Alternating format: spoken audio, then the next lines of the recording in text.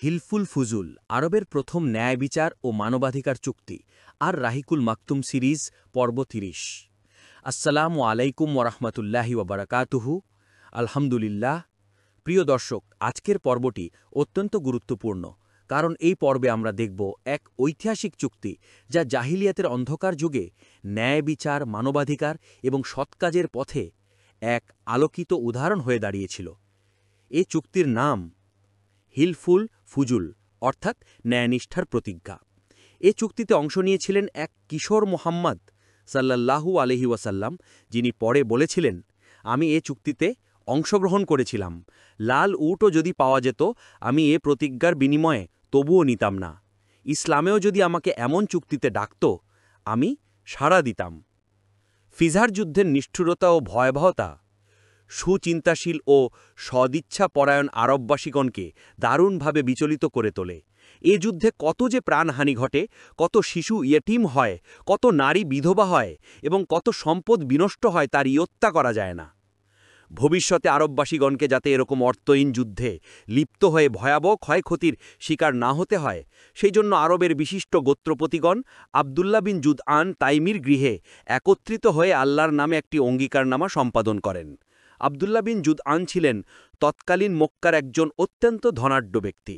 অধিকন্ত সততা, দানশীলতা এবং অতিথি পরায়ণতার জন্য সমগ্র আরব ভূমিতে তার বিশেষ প্রসিদ্ধি থাকার কারণে আরববাসীগণের ওপর তার যথেষ্ট প্রভাবও ছিল। এই প্রেক্ষিতেই তার বাড়িতেই অঙ্গীকারনামা সম্পাদনের এ অনুষ্ঠানের ব্যবস্থা করা হয়। যে সকল গোত্র আলোচনা বৈঠকে অংশগ্রহণ করেন, তার মধ্যে প্রধান গোত্রগুলি হচ্ছে বনু হাশিম, বনু মুত্তালিব, বনু আসাদ বিন আব্দুল উজ্জা, বনু জুহরা বিন কিলাব এবং বনু তামিম বিন মুররাহ। বৈঠকে একত্রিত হয়ে সকলে যাবতীয় অন্যায়, অনাচার এবং অর্থহীন যুদ্ধবিগ্রহের প্রতিকার সম্পর্কে আলাপ আলোচনা করেন।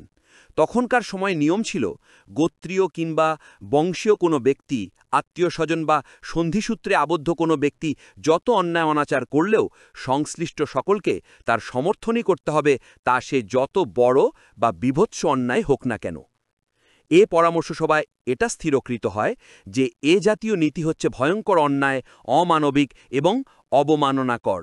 কাজেই এ ধরনের জঘন্য নীতি আর কিছুতেই চলতে দেওয়া যেতে পারে না। তারা প্রতিজ্ঞা করলেন, ১. দেশের অশান্তি দূর করার জন্য আমরা যথাসাধ্য চেষ্টা করব। ২. বিদেশি লোকজনের ধন, প্রাণ ও মান সম্ভ্রম রক্ষা করার জন্য আমরা যথাসাধ্য চেষ্টা করব। ৩. দরিদ্র, দুর্বল ও অসহায় লোকদের সহায়তা দানে আমরা কখনোই কুণ্ঠাবোধ করব না। ৪. অত্যাচারী ও অনাচারীর অন্যায় অত্যাচার থেকে দুর্বল দেশবাসীদের রক্ষা করতে প্রাণপণ চেষ্টা করব। এটা ছিল অন্যায় ও অনাচারের বিরুদ্ধে সত্য ও ন্যায় প্রতিষ্ঠার জন্য অঙ্গীকারনামা। এজন্য এই অঙ্গীকারনামা ভিত্তিক সেবা সংঘের নাম দেওয়া হয়েছিল হিলফুল ফুজুল বা হালফ উল ফুজুল। একজে এ প্রসঙ্গের উল্লেখকালে তিনি দৃপ্ত কণ্ঠে বলেছিলেন, আজও যদি কোনো উৎপীড়িত ব্যক্তি বলে, হে ফুজুল অঙ্গীকারনামার ব্যক্তিবৃন্দ, আমি নিশ্চয়ই তার সে আহ্বানে সাড়া দিব। অধিকন্ত এ ব্যাপারে অন্য এক প্রসঙ্গে তিনি বলেছিলেন, আবদুল্লাহ বিন জুদানের বাসভবনে আমি এমন এক অঙ্গীকারনামায় শরিক ছিলাম, যার বিনিময়ে আমি আসন্ন প্রসবা ওটো পছন্দ করি না, এবং ইসলামের যুগেও এরূপ অঙ্গীকারের জন্য আমাকে আহ্বান জানানো হলে আমি উপস্থিত আছি কিংবা প্রস্তুত আছি বলতাম।